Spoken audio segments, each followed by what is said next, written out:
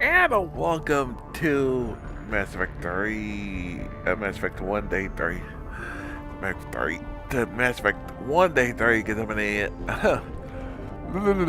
Taking 3 because of Day 3, not instead of Mass Effect 1. Yeah.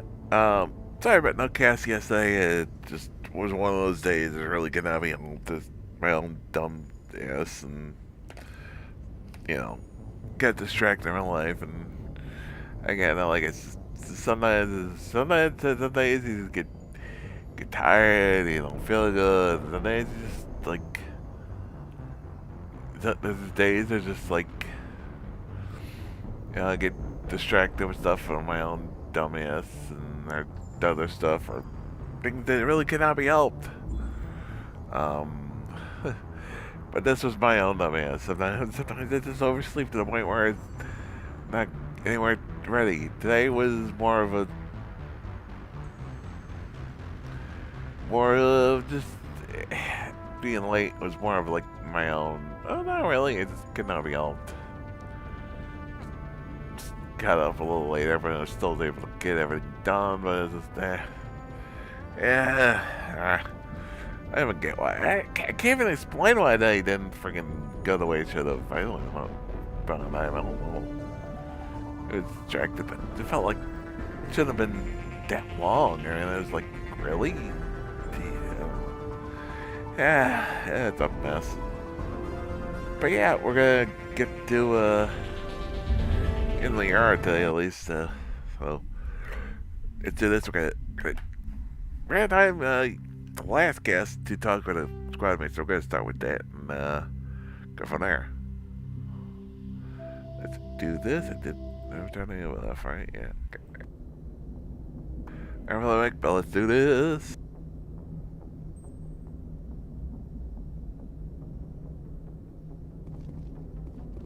Commander, something you need?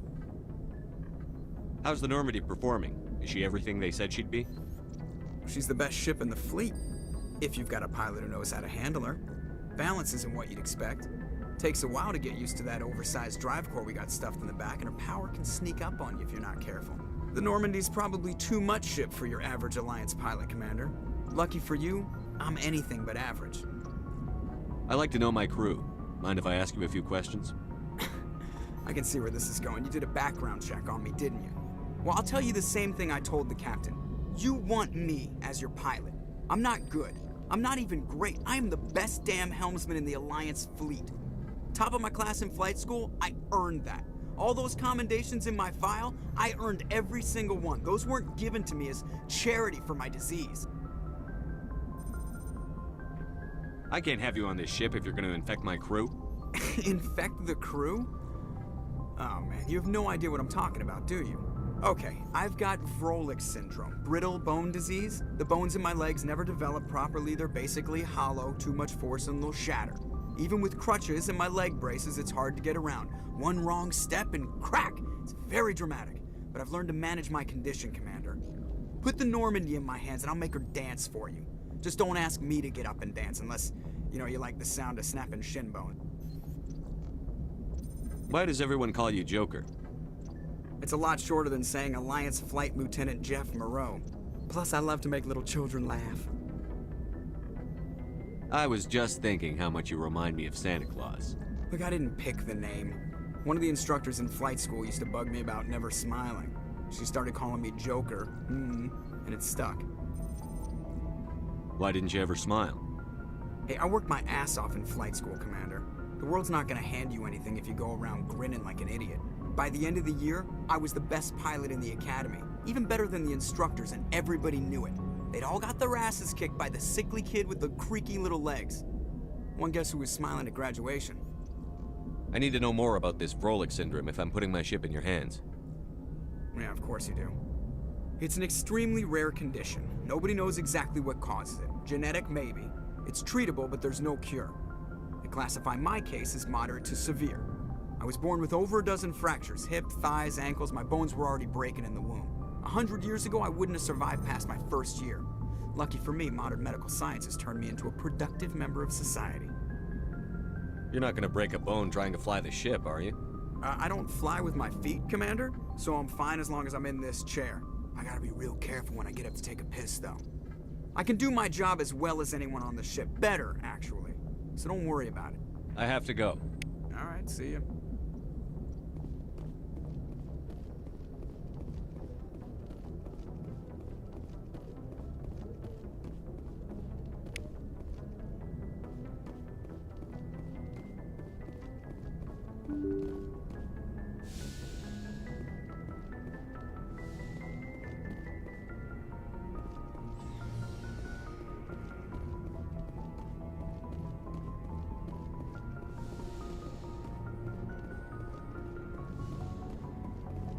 Yes, Commander?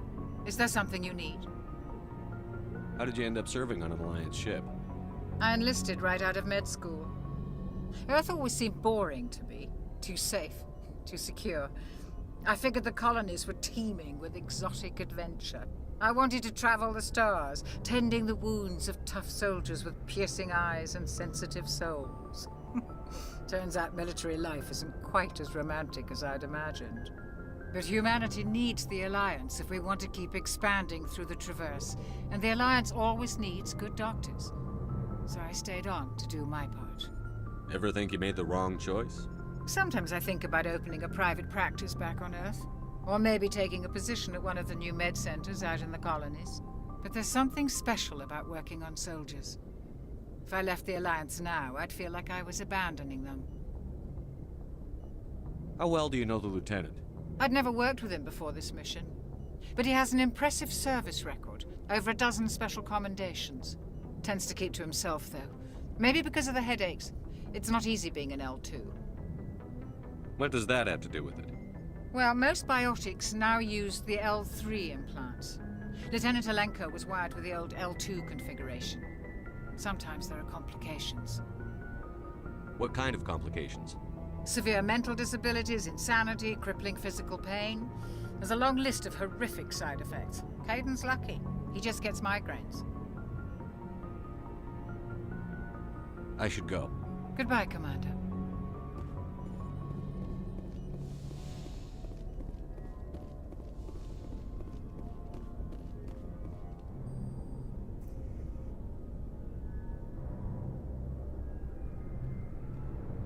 Anything you need, Commander?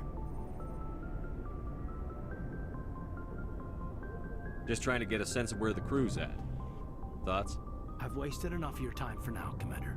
We'll have time for personal debriefings later. What's your opinion on the last mission? I don't see how we could have done things any better. At least not without getting to Eden Prime sooner. And we were on the scene faster than any other Alliance ship could have been. We'll talk another time, Lieutenant. Commander?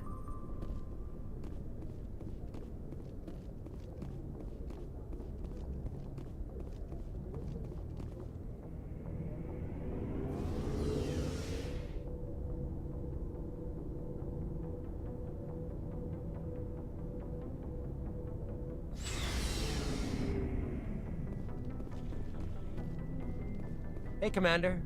Looking for some extra supplies before you head out? What have you got? Whatever you want.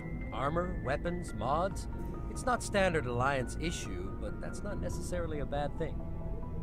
Well, as long as you don't mind paying for it. Why should I pay you for my weapons and armor? My stuff doesn't come from the Alliance. I have to purchase it myself, and it's not cheap. Hell, the licenses alone have set me back more than I'd like. But no licenses, no goods. Without the goods, I'm out of a job. Let's see what you've got. You bet, Commander.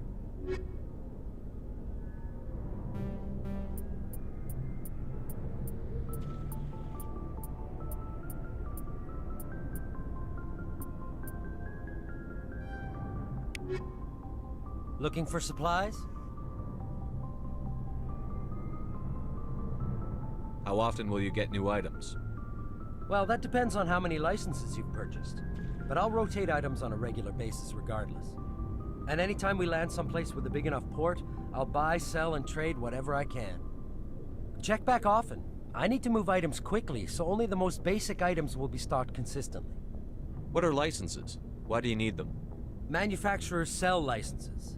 Each license allows me to buy and sell a certain brand of products. I already have several basic ones, but you'll need to buy more if you want me to bring in different brands. Many of the best licenses are hard to get, but they're well worth the cost if you can find them. What do the different manufacturers offer? There are too many for me to keep track of, but each license will explain what it's good for. Not right now, thanks. No problem. Keep checking back.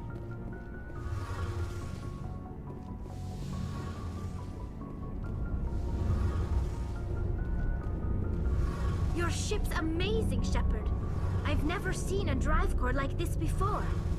I can't believe you were able to fit it into a ship this small. I'm starting to understand why you humans have been so successful. I had no idea Alliance vessels were so advanced. The Normandy's a prototype. Cutting-edge technology. A month ago, I was patching a makeshift fuel line into a converted tug ship in the flotilla. Now, I'm sitting on board one of the most advanced vessels in Citadel space. I have to thank you again for bringing me along. Traveling on a vessel like this is a dream come true for me. I had no idea you found ship technology so interesting. It comes with being a Quarian. The migrant fleet is the key to the survival of my people. Ships are our most valuable resource. But we don't have anything like this. We make do with cast-offs and second-hand equipment. We just try to keep them running for as long as we can. Some of the fleet's larger vessels date all the way back to our original flight from the Geth. I can't believe your fleet's still using ships that are 3 centuries old. They're constantly being repaired, modified, and refitted. They aren't pretty, but they work. Mostly. We've tried to make ourselves as independent as possible on the flotilla. Grow our own food, mine, and process our own fuel. But some things we just can't make on our own. A patch to maintain the hull integrity requires raw materials we just don't have. That's why our pilgrimages are so important. Tell me about your people. Our lives aren't easy. Resources are scarce, and we are constantly on the move. Everything we do must in some way contribute to the continuation of the migrant fleet. There are 17 million Quarians in the flotilla, and each of us relies on the others for survival. The bonds among my people are strong. Unfortunately, we have had to surrender many of the freedoms and civil liberties other species take for granted. What kind of freedoms? Well, it's illegal for parents to have more than one child. If our population grows too much, it would strain our resources to their breaking point. Of course, we also can't allow our numbers to become too few. If our population is in decline, the rule against single births is temporarily repealed. In extreme cases of population decline, incentives are even offered to encourage multiple births, though the Conclave hasn't had to take such measures in nearly a century. That's your government. The Conclave is our civilian branch of government. Each ship can elect a representative to serve on the Conclave and make decisions that affect the fleet as a whole. On matters that affect an individual ship, however, the captain has the final say. It's a tradition that dates back to the early days, when the fleet was governed by martial law. Fortunately, most captains nowadays are smart enough to have an elected council from their crew to give them advice and guidance. So the ultimate power rests with elected officials. In practice, the Conclave and the respective council for each ship tend to set the rules that govern our daily lives. But in theory, we are still under military jurisdiction. The 5 top-ranking military officials in the fleet serve on the Admiralty Board. These 5 have the power to overrule any decision by the Conclave in case of emergency. To do so requires unanimous agreement among the Admiralty, and they can only do this once. After that, the entire board must resign their posts. It's a safeguard that served us well. In nearly 3 centuries, the Admiralty Board has only overruled the Conclave 4 times.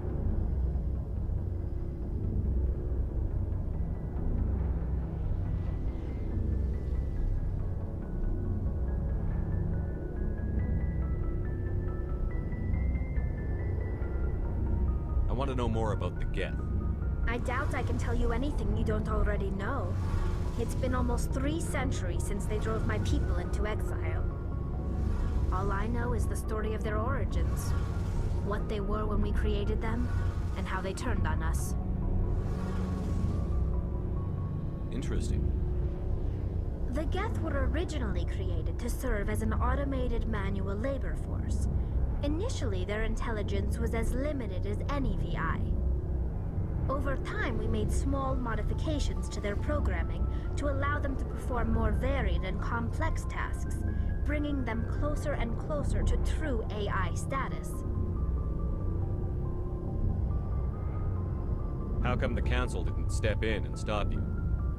This wasn't true AI research. We may have been skirting the bounds of the law, but we never did anything that was actually illegal. The changes were so insignificant, so gradual, that we were able to control them. Or so we thought. But one thing we underestimated was the power of the neural network. A million Geth thinking simultaneously created an inherently unstable matrix.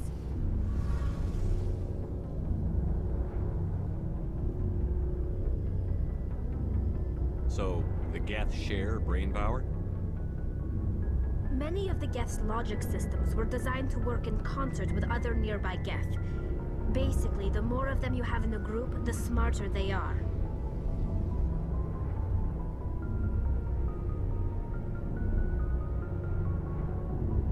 So there's some sort of group consciousness? No, nothing like that.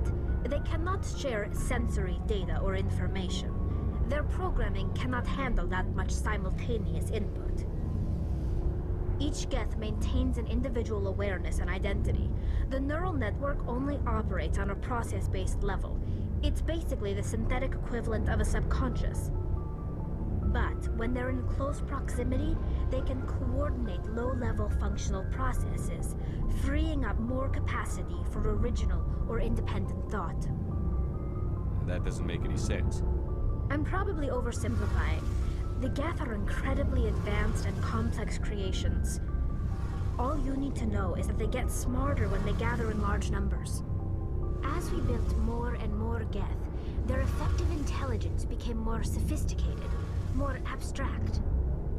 One day, a Geth began to ask its Quarian overseer questions about the nature of its existence. Am I alive? Why am I here? What is my purpose? As you can imagine, this caused a near panic among my people.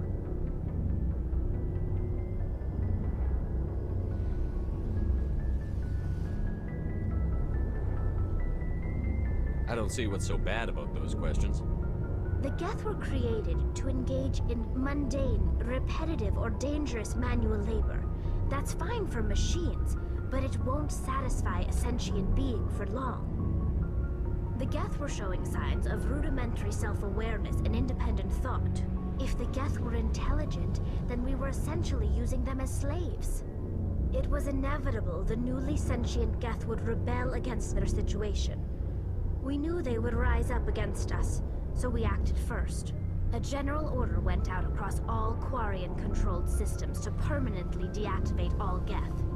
The Geth responded to this order violently.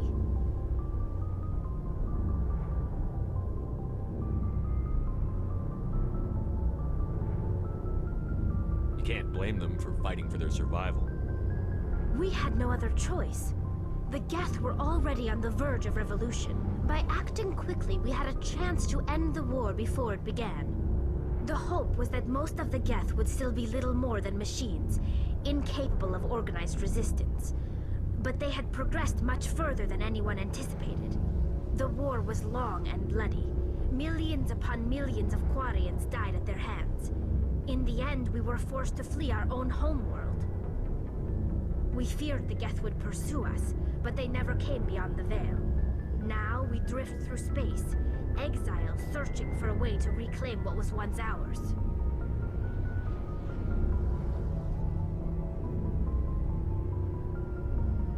I want to know more about the pilgrimage. When my people reach maturity, we leave our birth ships and seek acceptance with a new crew. It's necessary to maintain genetic diversity among the fleet. But no ship wants to accept someone who will be a burden on them, So, to prove our worth, we embark on a pilgrimage. We set out alone, leaving the flotilla and our families behind us. We only return once we have found something of value we can bring back to the fleet. This is presented as a gift to the captain of the respective ship we wish to join. If the gift is accepted, we are welcomed into the crew.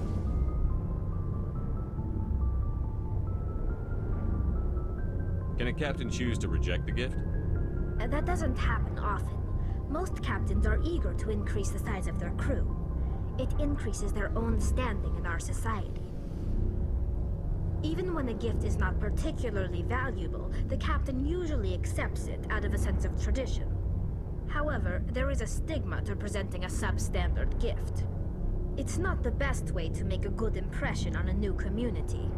Most pilgrims don't return until they find something worthwhile.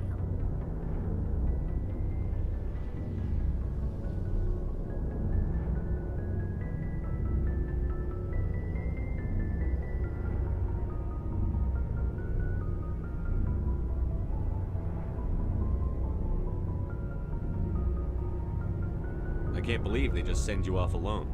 It's not like they just cast us out. Before we leave, we are given lessons in how to survive outside the flotilla, and given gifts to help us on our journey. We also receive implants to fight off sickness and disease. Generations of living in an isolated and highly controlled environment have left our immune systems weaker than most. By the time we leave the fleet, we are well equipped for the pilgrimage. This is a rite of passage for all Quarians. If it were dangerous, our numbers would suffer.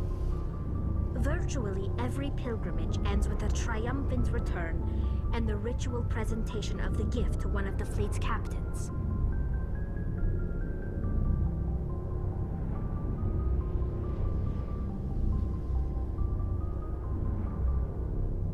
I want to talk about something else. Like what?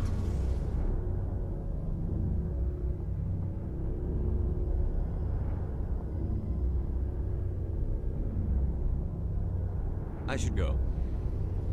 See you later.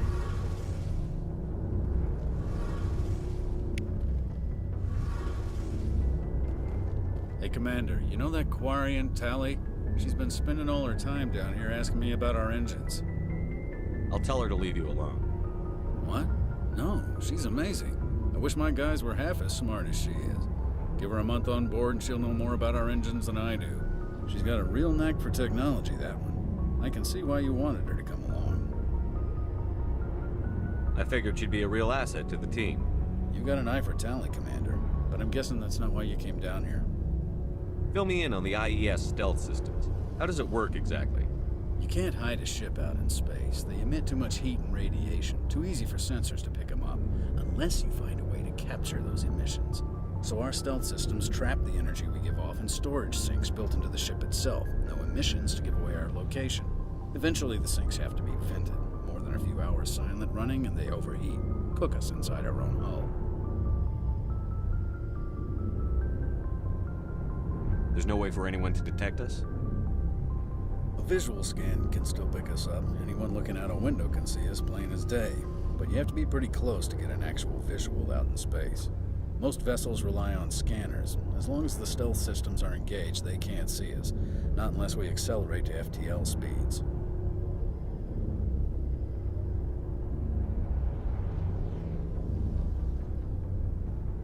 Why doesn't it work with faster-than-light travel? Cranking up the FTL blue shifts our emissions, pushes them into frequencies too high to capture in the sinks. As soon as we make the jump, it's like setting off a flare. Sensors can pick up our location whenever we enter or exit FTL flight, but for short-range missions, our stealth systems are amazing, and we've got the only one.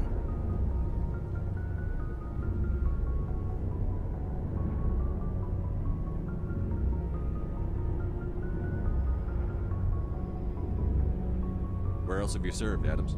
If you name a class of Alliance ship, I've probably served on it. Everything from dreadnoughts and carriers right down to frigates like the Normandy.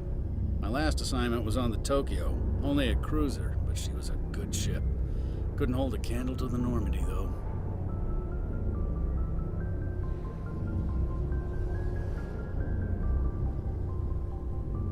I want to know more about the Normandy. She's the best ship I've ever served on, probably the fastest vessel ever designed. And she's the only one using the new Tantalus drive core.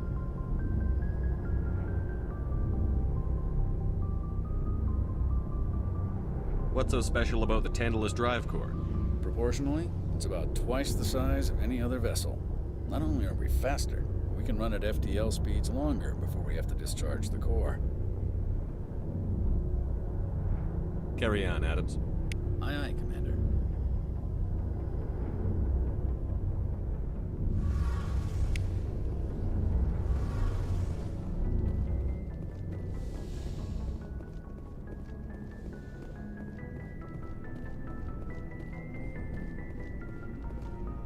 Thanks for bringing me on board, Commander.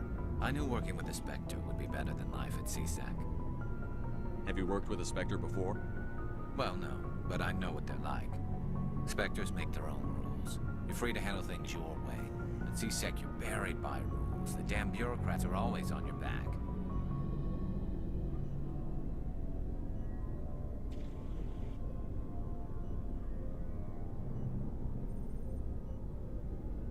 For the most part, the rules are there for a reason. Maybe. But sometimes it feels like the rules are only there to stop me from doing my work. If I'm trying to take down a suspect, it shouldn't matter how I do it, as long as I do it.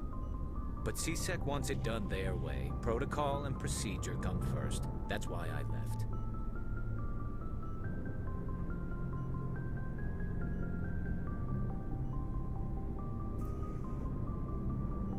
So you just quit because you didn't like the way they do things? There's more to it than that. It didn't start out bad, but as I rose in ranks, I got saddled with more and more red tape. CSEC's handling of Saren was typical. I just couldn't take it anymore. I hate leaving.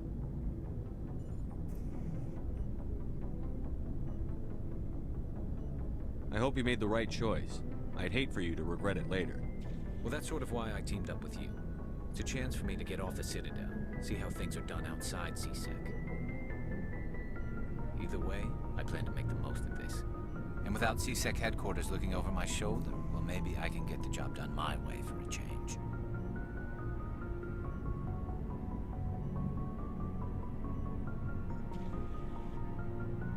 If getting the job done means endangering innocent people, then no. We get the job done right, not fast. Got it? I wasn't trying to. I understand, Commander.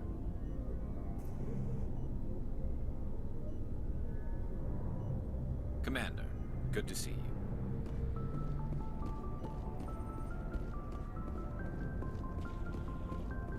Nice ship you've got, Shepard.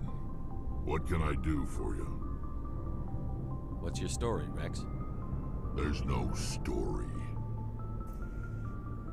Go ask the Quarian if you want stories.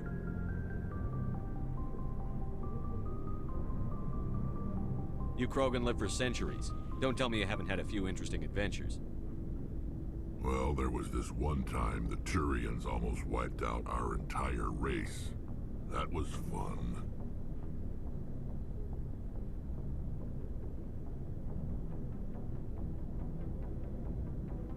I heard about that. You know, they almost did the same to us. It's not the same.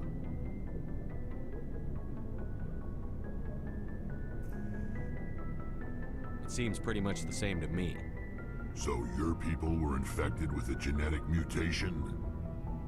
An infection that makes only a few in 1,000 children survive birth? And I suppose it's destroying your entire species?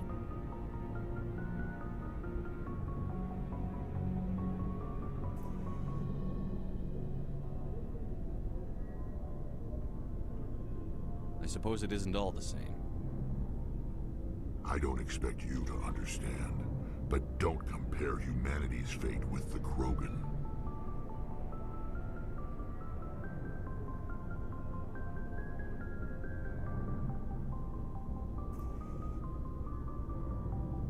I was just making conversation.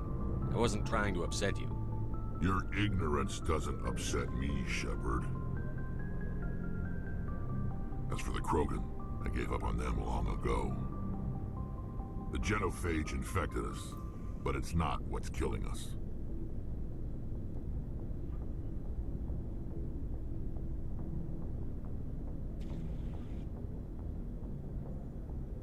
your people really dying? We're sure not getting any stronger. We're too spread out. None of us are interested in staying in our own system.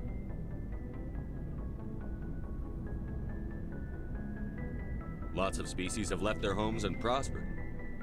But they go to colonize new worlds. We're not settlers. We're warriors. We want to fight. So we leave. Hire ourselves out. And most of us never go back.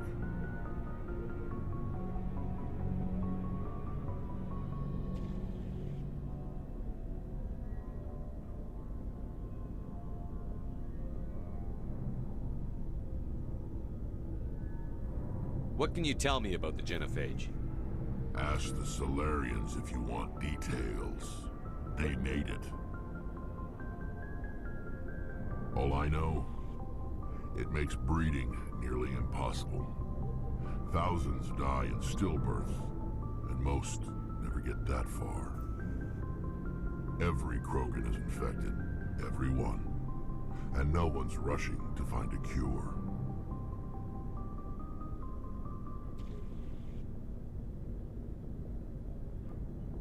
Why don't the Krogan try to find a cure? When was the last time you saw a Krogan scientist?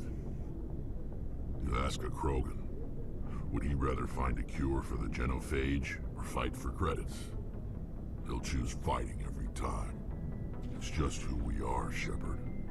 I can't change that. Nobody can.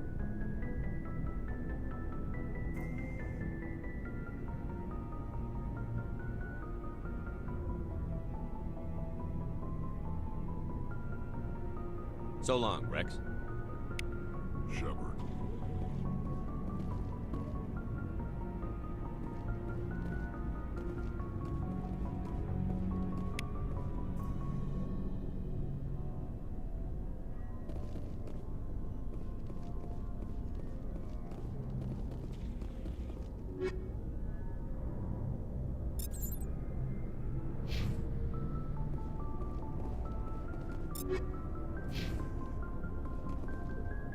Commander? What's your opinion on the last mission?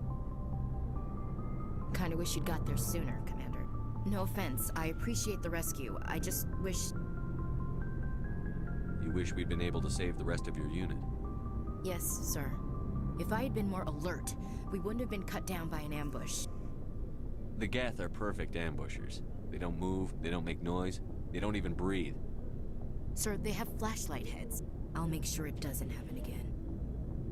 What's your opinion on the last mission? Kinda wish you'd got there sooner, Commander. No offense, I appreciate the rescue. I just wish...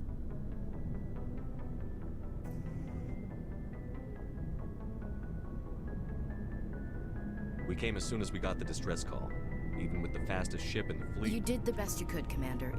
If I had been more alert, we would... We never trained to fight synthetics. Our training... I'll make sure it doesn't happen again. Dismissed, Chief. Sir.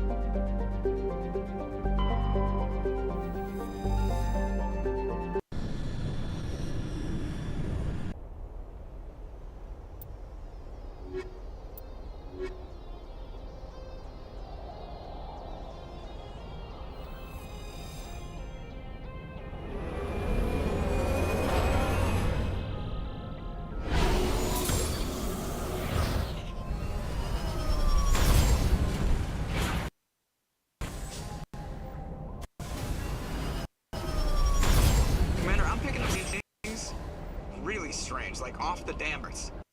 It looks like it's coming from an underground complex a few clicks away from the drop zone.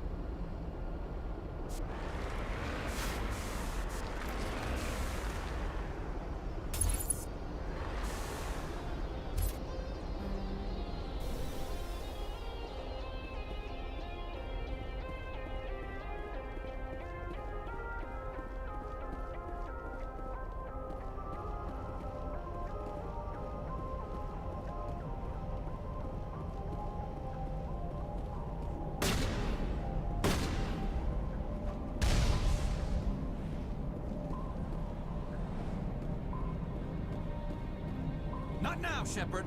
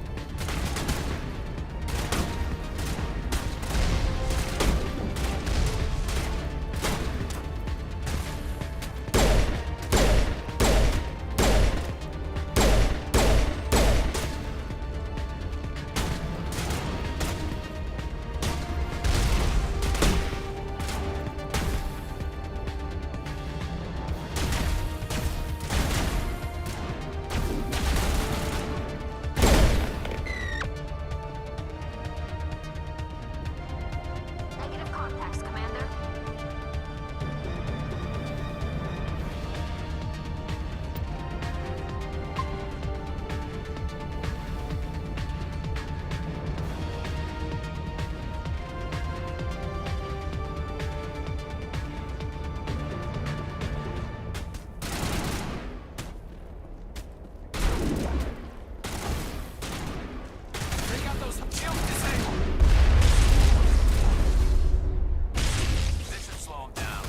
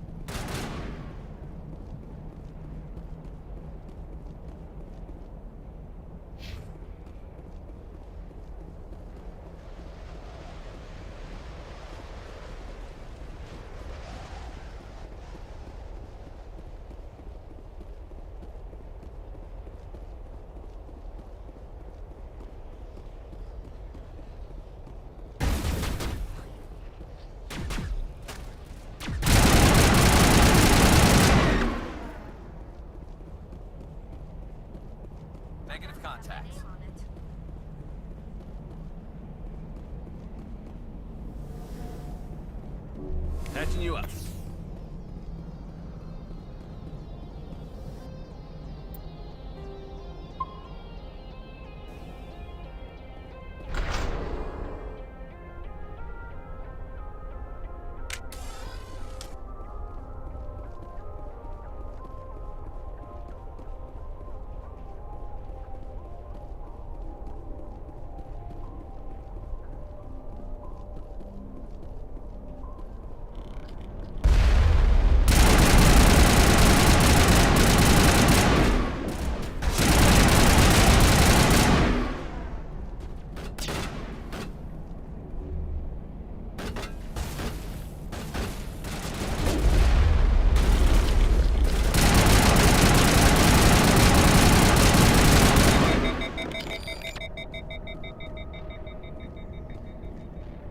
Negative contacts, Commander.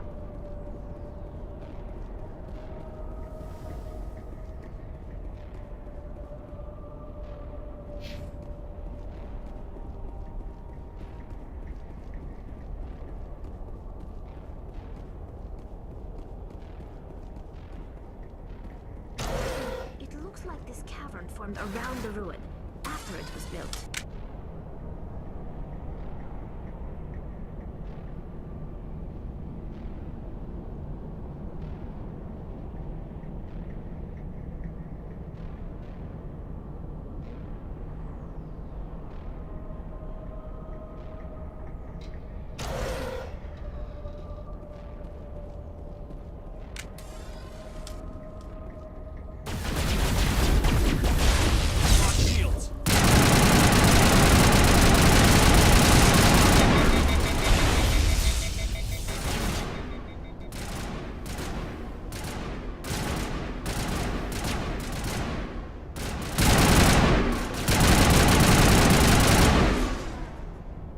Liara's looking for in here. Most Prothean ruins have nothing more than dead instrumentation.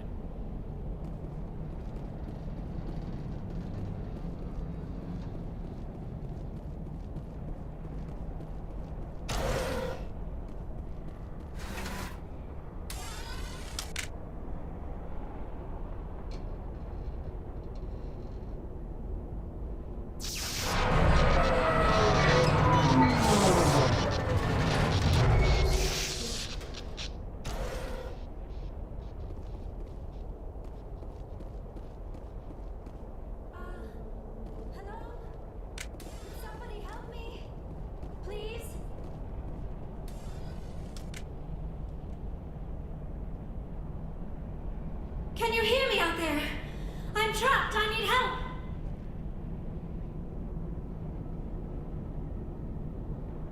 Are you okay? What happened to you? Listen, this thing I'm in is a Prothean security device. I cannot move, so I need you to get me out of it, all right?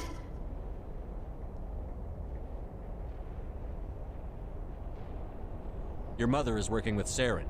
Whose side are you on? What? I am not on anybody's side.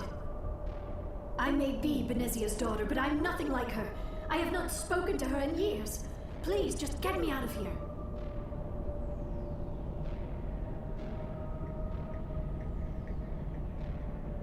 How'd you end up in there? I was exploring the ruins when the Geth showed up, so I hid in here. Can you believe that? Geth beyond the Veil! I activated the tower's defenses. I knew the barrier curtains would keep them out. When I turned it on, I must have hit something I wasn't supposed to. I was trapped in here. You must get me out, please!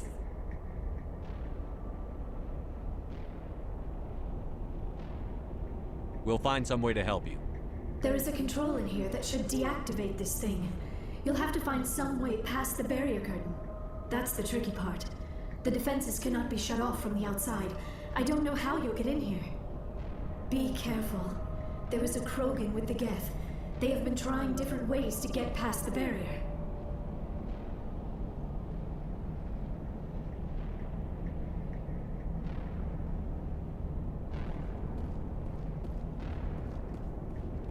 I smell trouble.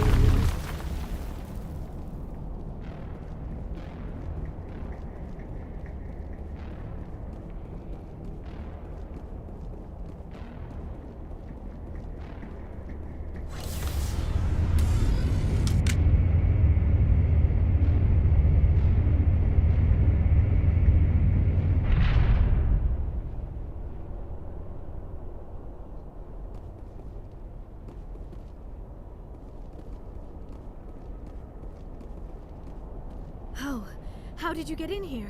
I didn't think there was any way past the barrier. We blasted through with the mining laser. Of course. Yes, that makes sense. Please, get me out of here before more Geth arrive. That button over there should shut down this containment field.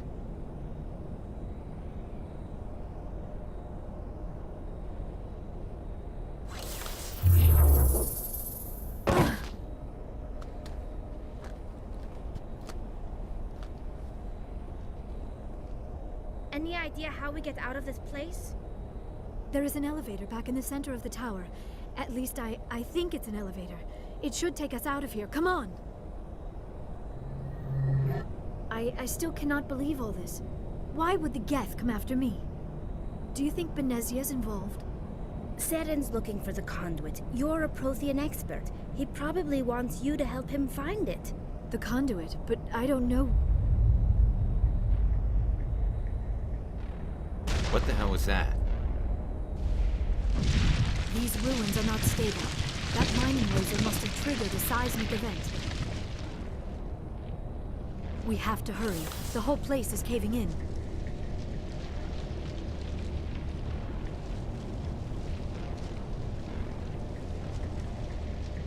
Joker, get the Normandy airborne and lock in on my signal. On the double, mister.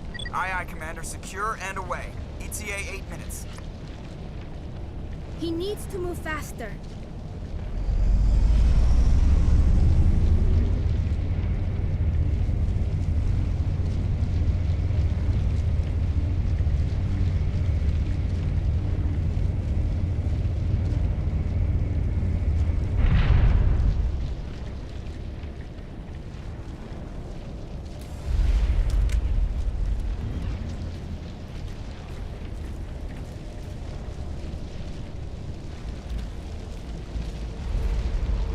Surrender.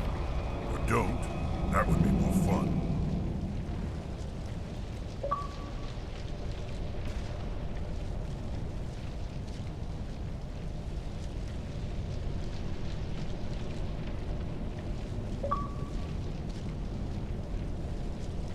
We don't have time to deal with this idiot. Charge! I like your attitude.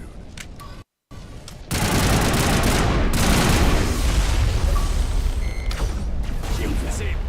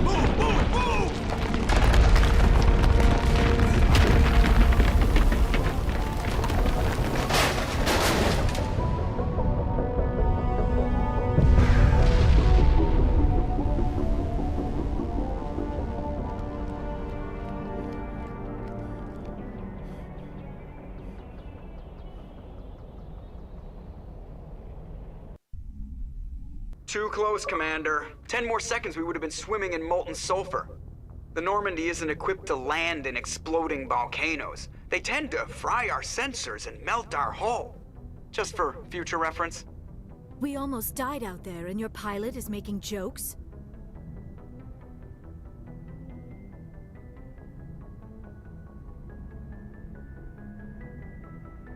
Joker pulled our asses out of there. I think he's earned the right to a few bad jokes. I see. It must be a human thing. I don't have a lot of experience dealing with your species, Commander. But I am grateful to you. You saved my life back there, and not just from the volcano. Those Geth would have killed me or dragged me off to Saren. What did Saren want with you? Do you know something about the conduit? Only that it was somehow connected to the Prothean extinction. That is my real area of expertise. I have spent the past 50 years trying to figure out what happened to them. How old are you exactly? I hate to admit it, but I am only 106. Damn! I hope I look that good when I'm your age. A century may seem like a long time to a short-lived species like yours. But among the Asari, I am barely considered more than a child. That is why my research has not received the attention it deserves. Because of my youth, other Asari scholars tend to dismiss my theories on what happened to the Protheans. I've got my own theory on why the Protheans disappeared. With all due respect, Commander, I have heard every theory out there. The problem is finding evidence to support them. The Protheans left remarkably little behind. It is almost as if someone did not want the mystery solved. It is like someone came along after the Protheans were gone and cleansed the galaxy of clues. But here is the incredible part. According to my findings, the Protheans were not the first galactic civilization to mysteriously vanish. This cycle began long before them.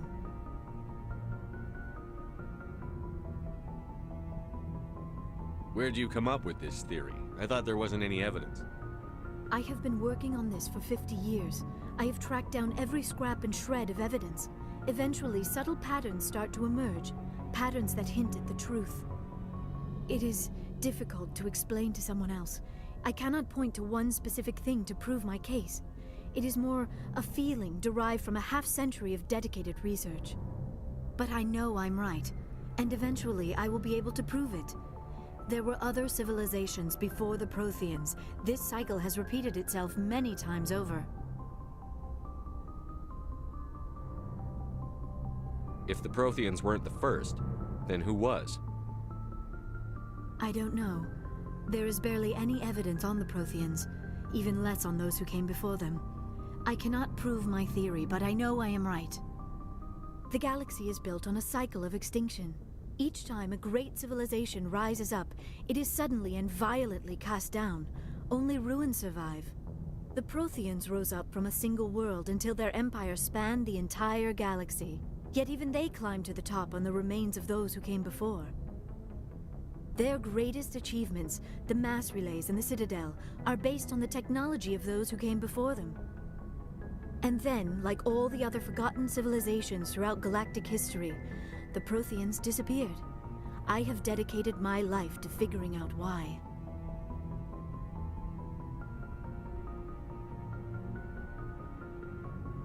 They were wiped out by a race of sentient machines. The Reapers. The Reapers? But I have never heard of. How do you know this? What evidence do you have?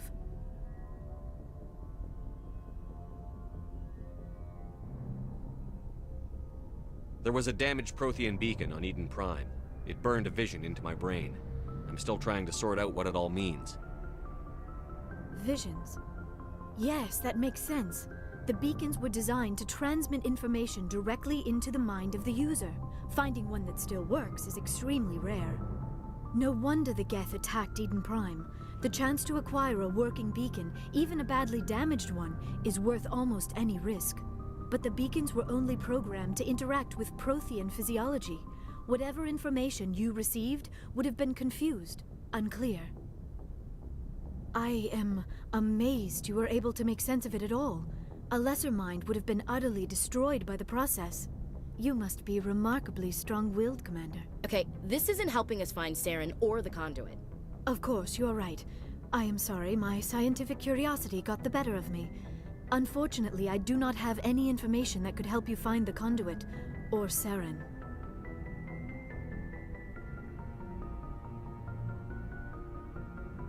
I don't know why Saren wanted you out of the picture, but I think we'll be a lot better off if we bring you along.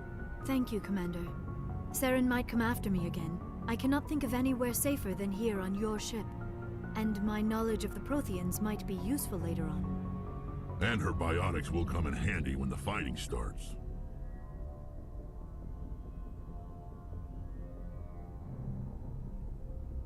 Good to have you on the team, Liara. Thank you, Commander. I am very grateful. Oh, I am afraid I am feeling a bit lightheaded. When was the last time you ate or slept? Dr. Chakwa should take a look at you. It is probably just mental exhaustion, coupled with the shock of discovering the Protheans' true fate. I need some time to process all this. Still, it could not hurt to be examined by a medical professional. It will give me the chance to think things over. Are we finished here, Commander? We can talk again after you've seen the doctor. The rest of you, dismissed. Mission reports are filed, Commander. You want me to patch you through to the Council? Patch him through, Joker. Setting up the link now, Commander. We've received your report, Commander. I understand Dr. Tassoni is on the Normandy. I assume you're taking the necessary security precautions. Don't tell me how to do my job. You are free to act as you see fit, Commander. Our role is to offer guidance and advice. It's up to you if you're smart enough to listen. I don't need this. Communications cut, Commander.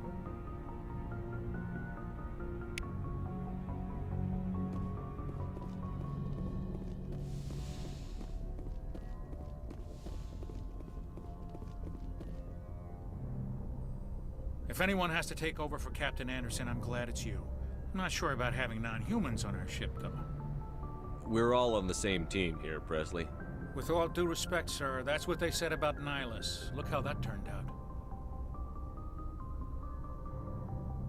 I'm in charge here, Presley. I decide if we have non-humans on this vessel. Yes, sir. Understood, sir. Carry on, Presley. Yes, sir.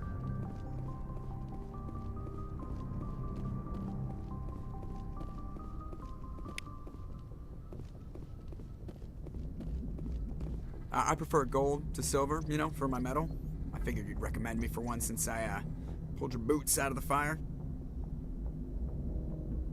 Saving my boots from burning lava is part of your job, Joker. We don't give medals to soldiers for doing their jobs. That figures. Just get me a nice card and a cake. No coconut, though. I hate that crap. So, Commander, why don't you tell me why you're really here? I have to go. All right, see you.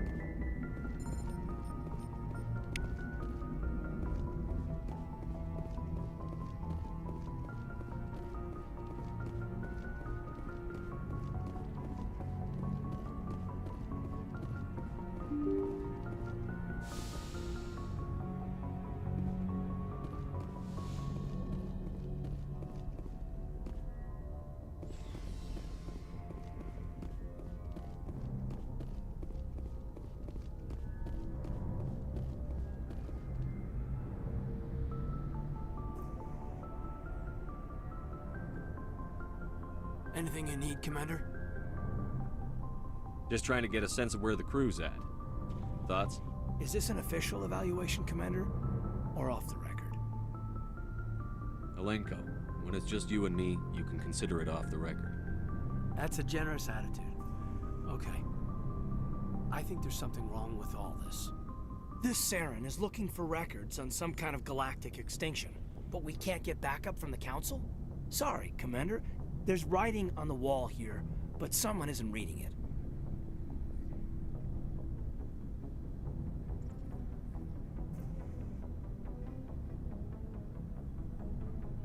The Council doesn't want to believe anything's wrong.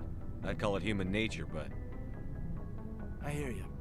It just seems like a group that's been around as long as the Council should see this coming. Sorry if I got too informal.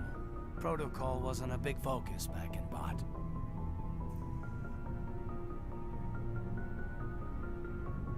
I trust you won't have any questions when whatever's coming hits the fan. None. I'm not questioning the mission. I'm just concerned. You won't have to worry about me, Commander. Anything you need, Commander? What's your opinion on the last mission? Dr. Tassoni. Seems like a sweet girl. Easy on the eyes. I mean, if you like the bookish sort. Any intentions there, Lieutenant? No, Commander. Just art appreciation. We'll talk another time, Lieutenant. Commander?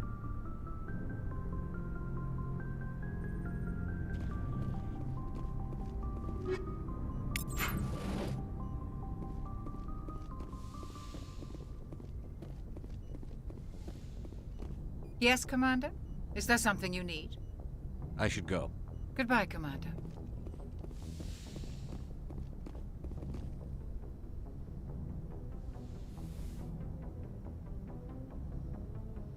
Commander, are you coming to check up on me?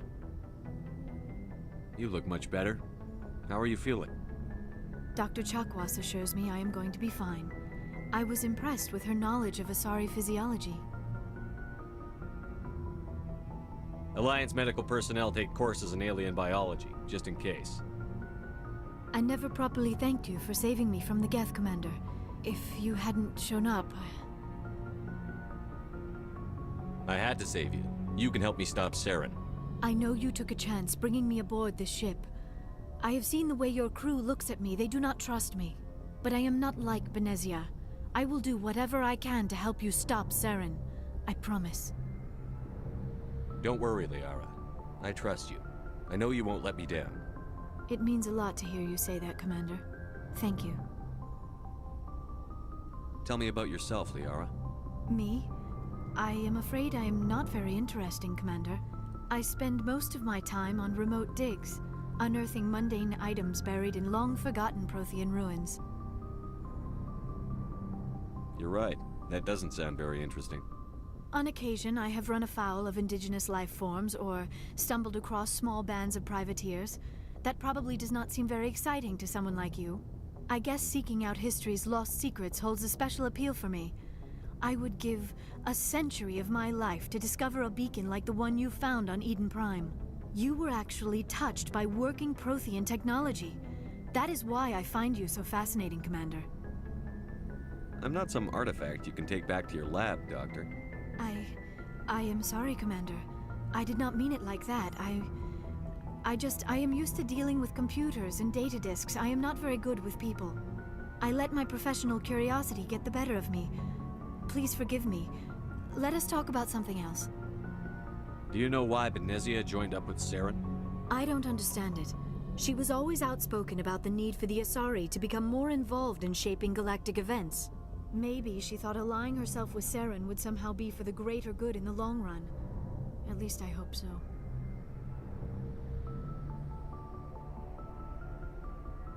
This hurts you, doesn't it? None of this makes any sense to me. I have not spoken to Benezia in many years, but I know her, and this was not like her. Something changed.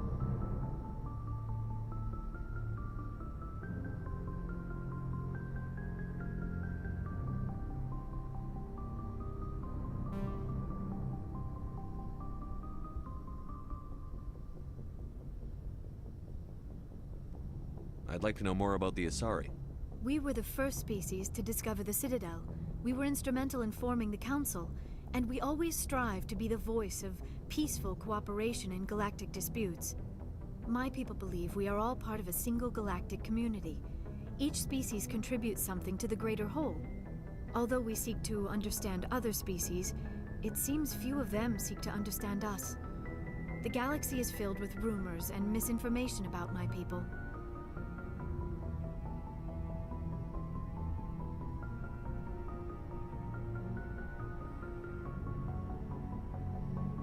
Like what? Most of the inaccuracies are centered around our mating rituals.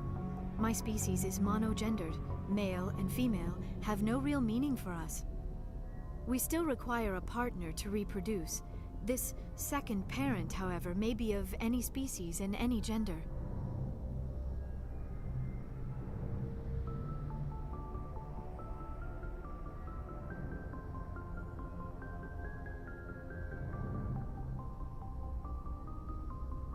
I don't understand. Your species can mate with anyone? Mating is not quite the proper term, not as you understand it. Physical contact may or may not be involved, but it is not an essential element of the union. The true connection is mental. Our physiology allows us to meld with other beings. We can touch the very depths of their minds. We explore the genetic memory of their species. We share the most basic elements of their individual and racial identities. We then pass these traits on to our daughters. It is how we learn to grow as a species and how we develop a greater understanding of other races.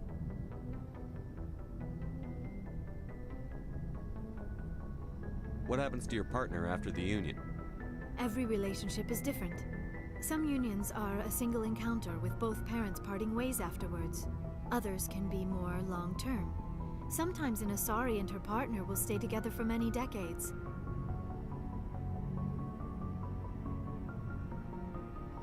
Do you know who Matriarch Benezia chose as her partner? She rarely spoke of her partner. Though I know my father, if you want to use that term, was another Asari. Benezia never told you her partner's name? Union with our own kind is no longer common, not for the purposes of reproduction. Most Asari believe it weakens our species. Asari daughters inherit racial traits from the father species. If both parents are Asari, then nothing has been gained, or so conventional wisdom would hold. I am what is sometimes called a pureblood, though no Asari would ever be cruel enough to say the word to my face. It is a great insult among my people. It is possible Benezia's partner was embarrassed by their union. She may have been too ashamed to publicly acknowledge me as her offspring.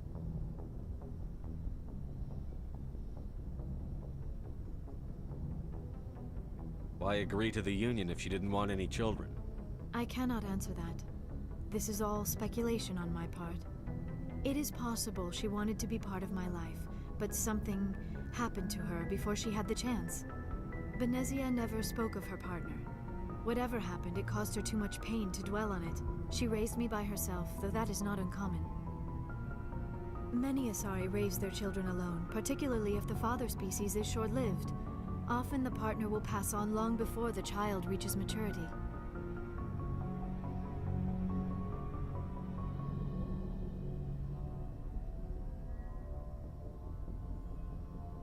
You Asari live for 1,000 years. What happens when your partner dies?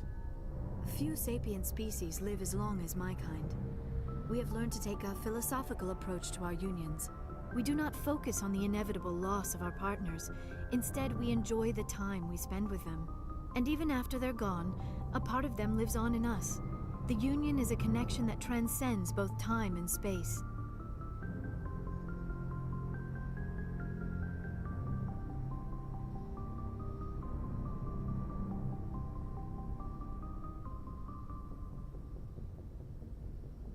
I should go. Goodbye, Shepard.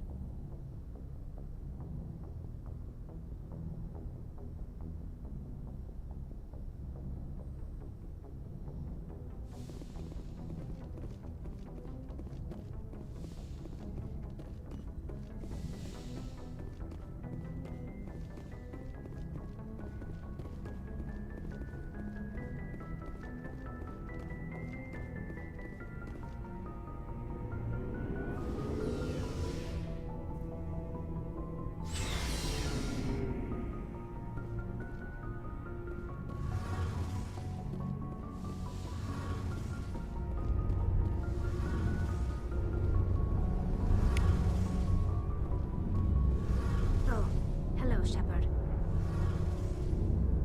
Are you okay? I don't know. Your ship is amazing, and your crew's been really great to me. Especially your chief engineer. But I just sort of feel out of place. The Normandy runs so smooth it feels like we're not even moving. And the engines are so quiet. How do you sleep at night? The silence wakes you up? Back on the flotilla, the last thing you want to hear is silence. It means an engine's died or an air filter shut down. I guess you don't have to worry about that here. But old habits die hard. But it's more than just the silence. This ship feels so empty. It's like half the crew is missing. Back home, I couldn't wait to go on my pilgrimage. I couldn't wait to get away from the crowds. Now that I'm out here, I kind of miss them. Sometimes we don't appreciate what we have until it's gone. That's true. I'm starting to wonder if that's what the pilgrimage is really about. It's given me a whole new perspective on my people and our culture. You know, there's always a few who go on their pilgrimages and never return. I always assumed something bad happened to them, but maybe they just wanted a different life. You do plan to return to the migrant fleet, right? I could never abandon my people, Shepard. I will go back eventually, but we have to stop Saren first. Otherwise, I might not have a home to go back to. I should go. See you later.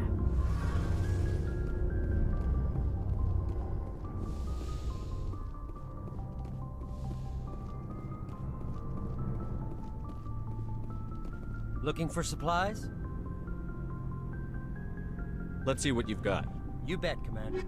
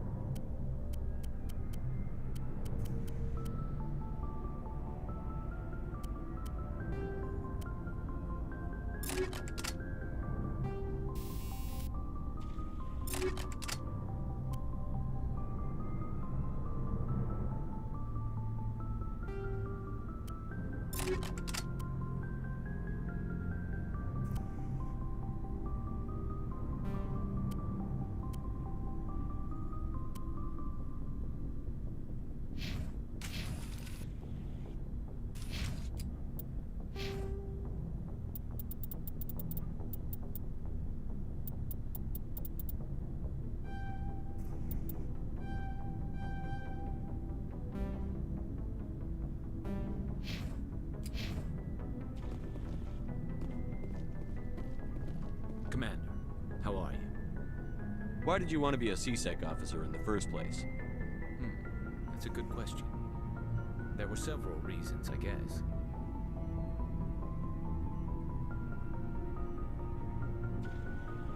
Like what? Probably the same as most officers. I wanted to fight injustice, wanted to help people. I guess my father had something to do with it too. He was C-Sec, one of the best. I grew up hearing about his accomplishments or seeing his picture on the vids after a big arrest. He's taking my resignation pretty hard.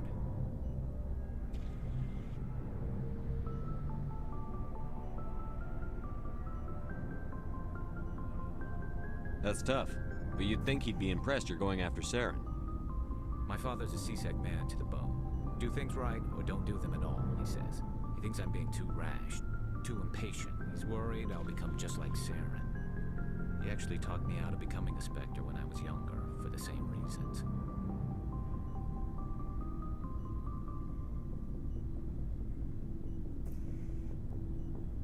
You were asked to be a Spectre? Well, I was targeted as a possible Spectre candidate. Me and about 1,000 other Turian military recruits. I could have received special training, but my father didn't like it. He despises the Spectres. He hates the idea of someone having unlimited power with no accountability. He wouldn't like you, Commander. No offense. Spoken like a true C-Sec officer. Yeah, it's a speech I've heard one too many times. But Saren's not gonna play by our rules, C-Sec's rules. If you want to nail Saren, you need to send someone who isn't restricted by policies and procedures.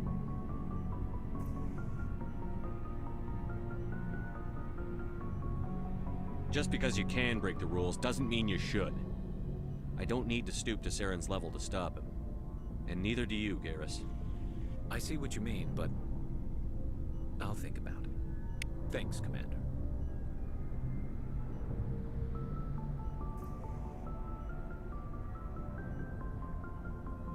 Commander, good to see you.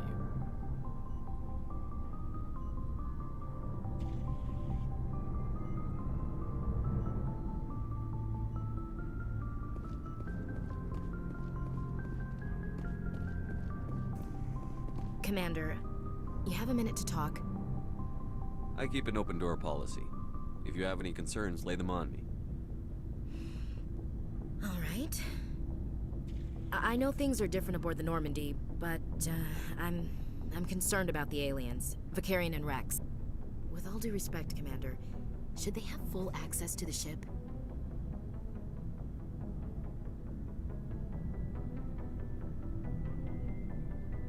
They may not serve the Alliance, Chief, but they're allies. At least as far as Saren goes. This is the most advanced ship in the Alliance Navy. I don't think we should give them free rein to poke around the vital systems. Engines, sensors, weapons.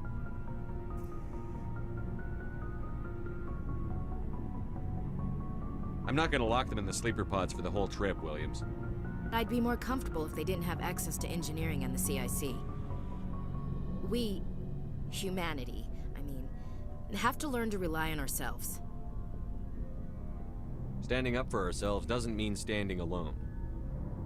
I don't think we should turn down allies. I just think we shouldn't bet everything on them staying allies. As noble as the council members seem now, if their backs are against the wall, they'll abandon us.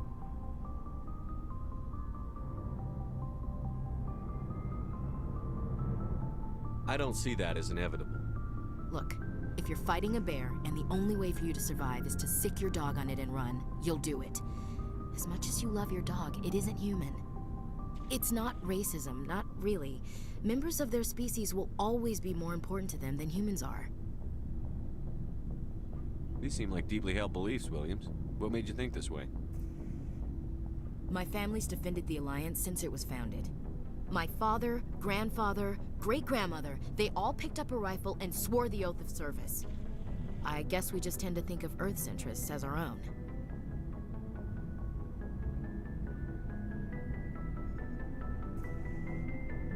It doesn't sound like you've worked with aliens before.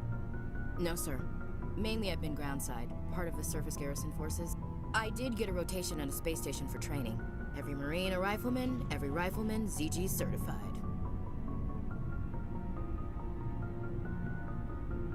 That's odd. Your record is spotless and your technical scores are exemplary. You should be serving with the fleet. Anyway, that's why I haven't served with many aliens, Commander.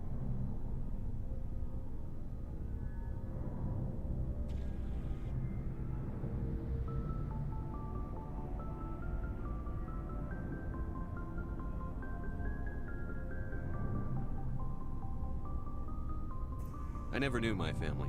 Grew up an orphan on Earth. Anybody in your family I'd have heard of? Couldn't say, Commander. So why are you out here? Just trying to get away from Earth? No. The future of humanity is out here. There's so much we haven't seen yet. Yeah. I still remember my first field exercise on Titan. When we hit mud, the reality hit me. I'm the first person who ever stood here. Then my drill instructor kicked me in the ass. I went face first into the muck. He spent the next 5 minutes chewing me out for gold breaking. Don't tell me you had Gunny Ellison. He's the only one I know who uses that word to describe shirking duty. Oh lord, you went to the Makapog boot camp too? Yeah, Gunny Ellison's still reaming out recruits down there. Kicking ass and using words like inveigle and pusillanimous.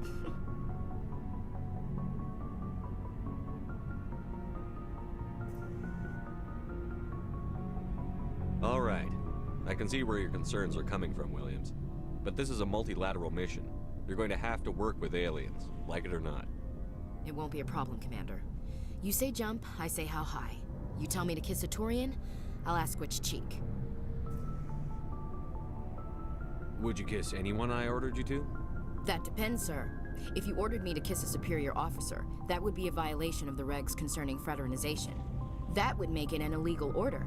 I'd be required to decline and relieve you of command. Sir. What's your opinion on the last mission? Not sure I buy Dr. Tassoni's story about her and her mom not talking. They're family, right? I think she's being straight with us. Or at least, I don't think she lies very often. Yeah, she's probably really bad at it. Hey, want me to ask her about her sex life? Might be illuminating.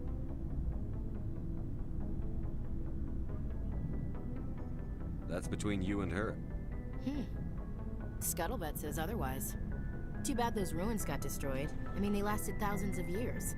That's impressive. What's your opinion on the last mission? Not sure I buy Dr. Tassoni's story about her and her mom not talking. They're family, right?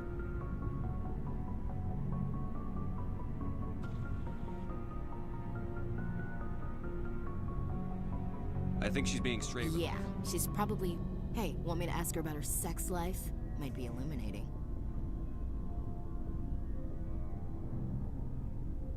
I don't think she's used to teasing. Good-natured or otherwise.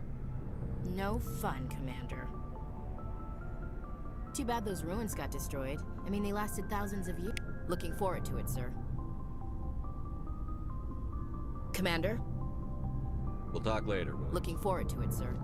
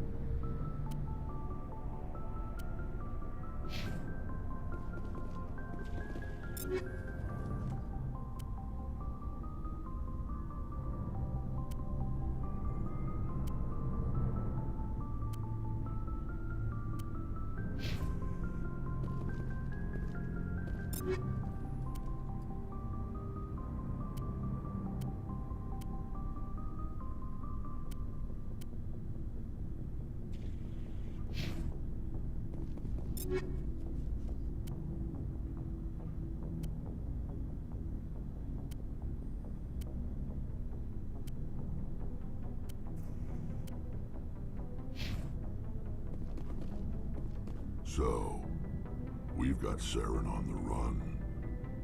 It won't be long now. Saren's good, but I'm better. Good. He's rotten. To the core. I could tell as soon as I met him. Why didn't you tell me this sooner? I would've if I thought it was important. I think I'd like to hear about it just the same. This was a while ago. A bunch of mercs were bragging about a job out near the edges of the Terminus systems. They said it paid well and the boss was never around to ride them. They said he was looking for more men, too. So I checked it out.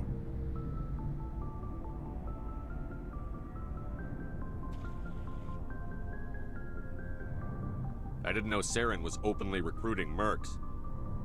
It wasn't that open, and he only showed his face once.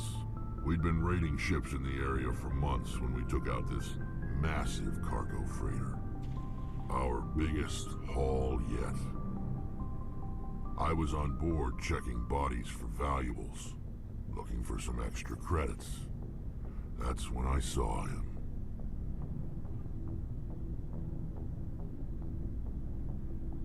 What did Saren want with the ship? I don't know what he wanted. He was just moving through the ship, watching. Couple of the mercs called him by name, but he never spoke to them. Never spoke to anyone. I had a really bad feeling about him, so I got the hell out. Didn't even wait to get paid.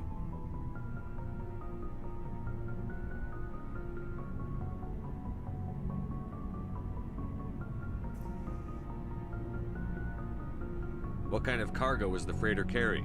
What was Saren after? I don't know. All I saw on that ship was food and medical supplies. There were some basic weapons, but nothing big. If there was anything of value on that ship, I didn't see it. That's why I didn't mention it sooner.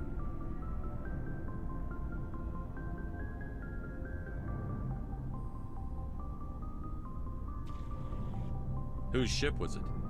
There was a Volus trading vessel. Big one. Lots of guards. But they were no match for us.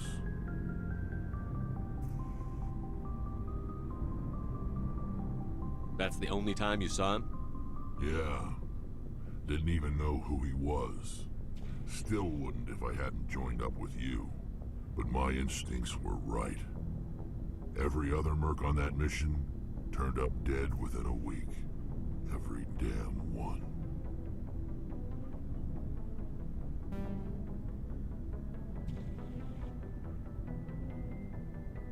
So long, Rex. Shepard.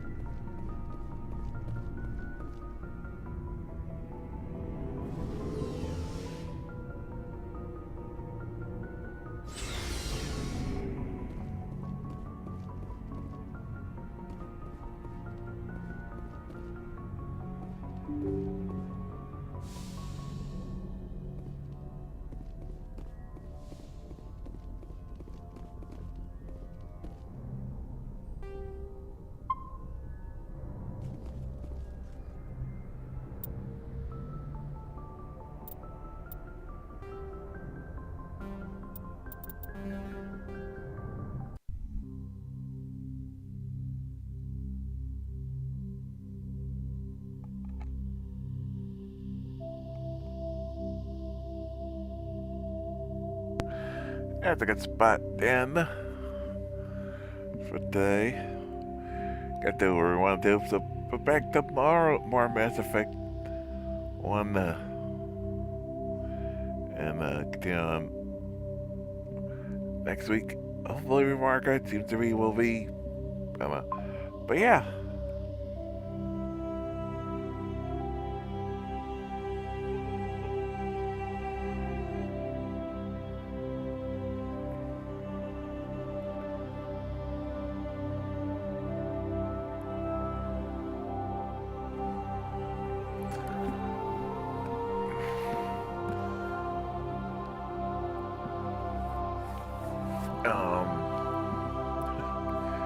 I lost my train of thought there for a second.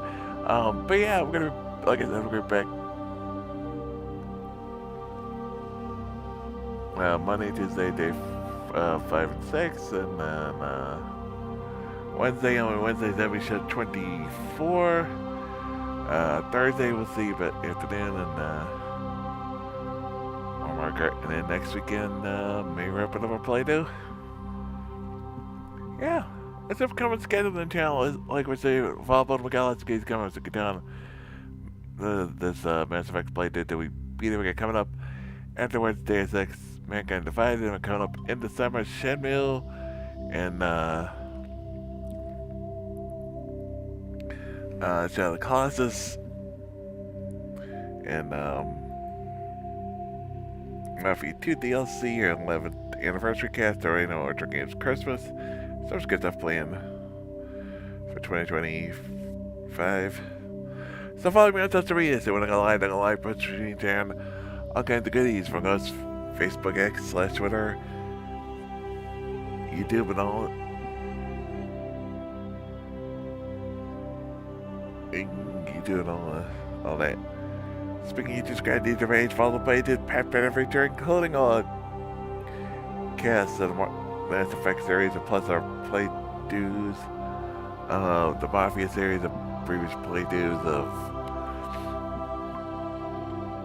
from my original game, previous Astro Games Christmas, previous anniversary casts, and lots more. Come by Strange Reaction Feeds, Convention Feeds, all kinds of good stuff, and good videos and all I found there.